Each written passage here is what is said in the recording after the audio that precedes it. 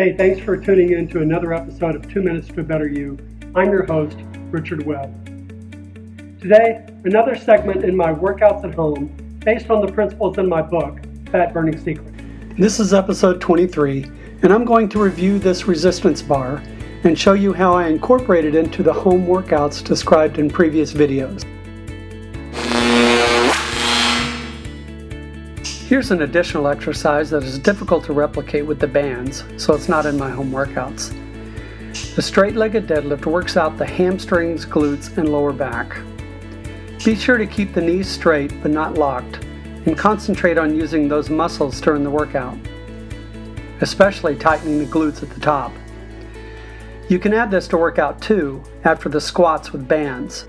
This row exercises the upper back. You can substitute this exercise for the rows with the bands in workout number 2. Same concept applies of 2 sets of 8 to 12 slow count reps with a 30-second rest in between. We can substitute both of the band shoulder exercises with this bar. Here I demonstrate the upright row, which you can do in substitution of the lateral raises with bands in workout number 1. And you can do the shoulder press with the bar in substitution of the shoulder press with the bands in workout number 2. Notice I have my elbows in front of the stretch bands to keep them forward. Finally, you can also use this bar for curls, substituting for the curls with the bands in workout 2.